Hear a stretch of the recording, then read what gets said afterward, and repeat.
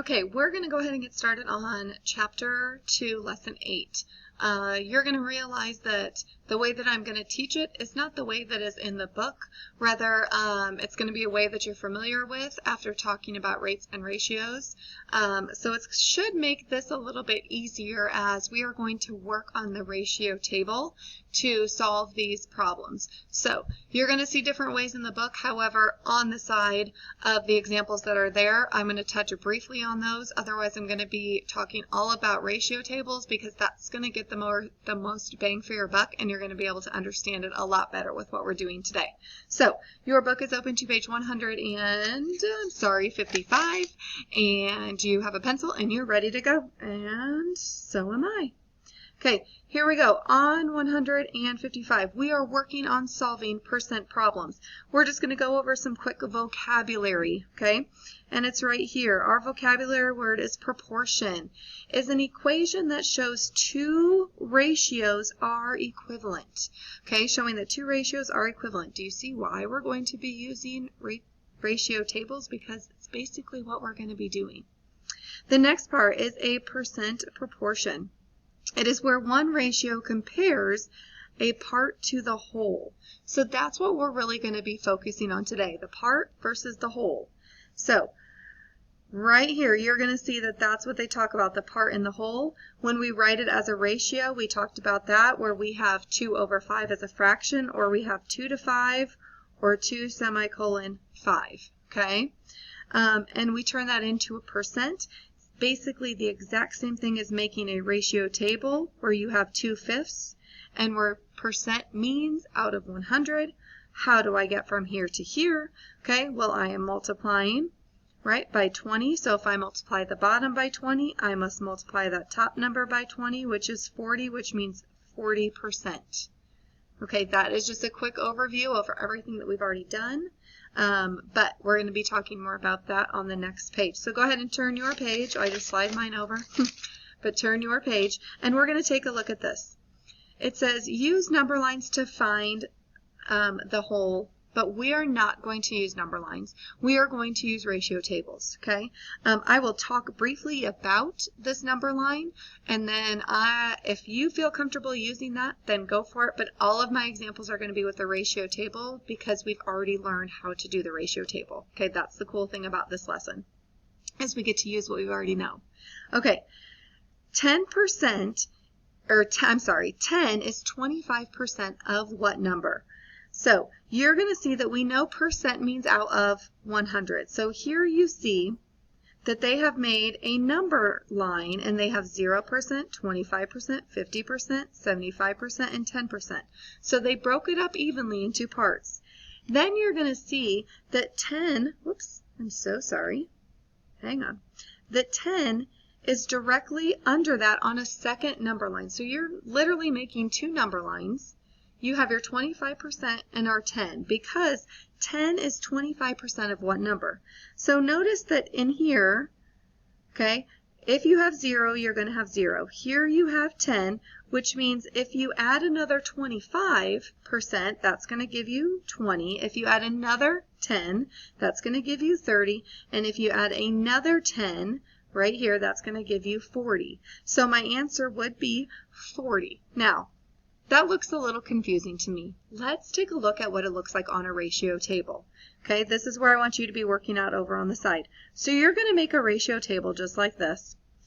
We're going to divide it, and we're going to give ourselves a couple of extra spaces just in case if we need them.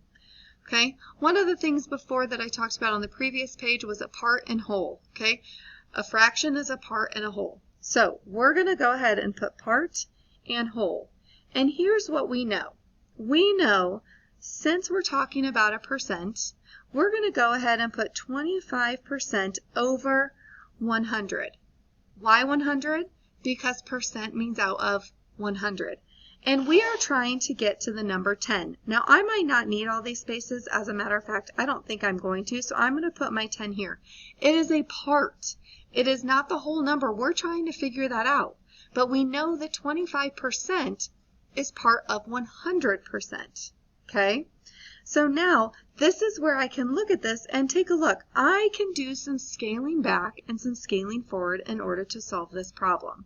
Okay, so I know that I can, what can I do with both of these numbers that's going to get me to a number here that can help me get to 10? Well, I know that I can divide each of these by 5. So if I divide 25 divided by 5, I get 5. Then I know that 5 times 2 gives me 10. See how I do this? I could have divided by a different number possibly. Could have divided by 25. If I divided by 25, I would have gotten 1, which I could have done as well. So see, there's different ways, but you have to make sure that whatever you get here at that 5, you can carry over into that 10. So now I'm going to take 100 and I'm dividing it by 5, which gives me 20. Okay, now how do I get from 5 to 10? By multiplying by 2. So now I'm going to take this number and I'm going to multiply it by 2, because whatever I do to the top, I have to do to the bottom. Whatever I do to the bottom, I have to do to the top. So 20 times 2 is 40. Did you see how I got 40? Okay. So that's my whole, okay? That is my whole number. Notice that I started out with my percent and I worked all the way down, so my answer is 40. Okay, let's take a look at this example. Country music makes up 75% of London's music library. Landon's music library. If he has downloaded 90 country songs, how many songs does Landon have in his music library? Again, we are making what we want to know. 90 is, what is this, 75% of what number? Okay, that's what we're trying to figure out. Okay, again, we're going to make our ratio table. And yes, I probably made an extra one, so I'm going to try to maybe not make an extra one. I'm just going to try this. Here's my part, here's my whole. First of all, what do I know? My part is 90 and my other part is 75. So I'm going to put 90 here and 75 here. Since that is 75%, percent means out of 100. So I'm going to put it over 100 because we already know that 75% is part of 100 because percent means out of 100. Are you guys sick of hearing me saying that? Because I'm about sick of saying it. Okay, so now let's work backwards. What number can I divide each of these by? Well, I could divide each of them by 25, and then I would get 3, which I could do. I could also divide each of them by 5, which would give me 15. Okay, let's try that. It doesn't matter. I'm just thinking in my head before I actually put it down on paper. So let's scale back and divide by 5. 75 divided by 5 is 15, and then 100 divided by 5 is 20. Now, how do I get from 15 to 90? Guys, think of multiples. 15, 30, 45, 60, 75, 90, which means I'm going to be multiplying by 6. So whatever I multiply at the top by, I've got to do to the bottom. Same thing, okay? 20 times 6 is 120. So how many songs does he have in his music library? He has 120, but out of those, 90 are country music, okay? Super easy when you make a ratio table. All right, let's take a look at, I think I'm going to run out of room. Hopefully you guys have some more room. I tend to write big, so I'm going to kind of come over here. Okay, so here's A. So we're going to do A together. Rich is right here, okay? Hopefully you have some room. You can write up above wherever you need to. 30 is 50% of what number? So we're going to make our ratio table. All right, just like so. I have my part and my whole. What do I know? I know 50% is out of 100 because percent means 100. And I know that my other part is 30. I'm trying to figure out what that number is. So now, when I look at this, what can I do to go back and forth to get from 50 to 30? Let's see. Let's maybe try, I don't know. We could divide by 10. We could divide each of these by 10. So let's try that. we can divide each of these by 10. 50 divided by 10 is 5 because now I know that I can get from here to here, see? And then that makes, oh, it's not, ooh, yep, it was 10. I'm so sorry. It is 10, so 5 tenths, okay? Which would make sense because 50 out of 100 is half. 5 out of 10 is half. Do you see how we don't even really need to think about this one? Okay, so now how do I get from 5 to 30? I multiply by 6. So what happens when I multiply by 6? I get 60. That makes sense. So my answer here is 60. Okay, let's take a look at B. B says 60 is 20% of what number? So we're going to go ahead and make our ratio table. Same thing. We're going to do our part and our whole. Part, whole. And we have, let's try to flip it so that our percent's in the front. Again, it does not matter. Okay, we're still going to get it. So we know that it's 20% out of 100, and we know that 60 is the part of some number right here that we don't know yet. So we're going to have to go ahead and kind of, you know, maybe scale back, scale forward. I don't know. What do you think? So when I look at this, well, this is actually kind of easy, guys. I don't even need to scale back on this one. Okay, I know that I can take, this is easy, 20 times 3 to get 60. So I don't have to scale back.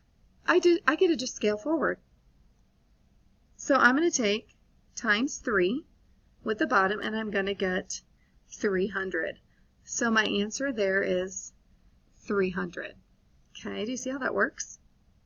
All right, C. Let's take a look at C.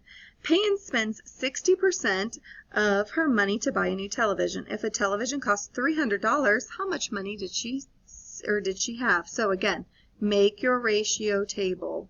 They are your friends. Okay, and I'm going to go ahead and divide it again into 3 spaces. I have my part and my whole. Let's go ahead and do 60%. Percent means out of 100, which means my whole would be 100.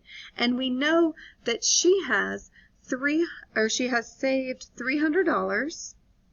So how do I get from one to the other? Well, gosh, this is another one where I don't need that middle space because I know when I multiply 60 times 5, I get 300. Well, that's easy enough. So now I just need to multiply the bottom by 5, which gives me 500. So how much money did she have? She has $500. Okay. All right. Ratio tables, they are your friends. All right, let's take a look over at the next problem here. And actually, I think what we're going to do is I'm going to go ahead and stop this video so I can make another part 2. That way this is 13 minutes. And you have the first part of using the ratio tables, and we're going to go ahead and do the second part in part 2.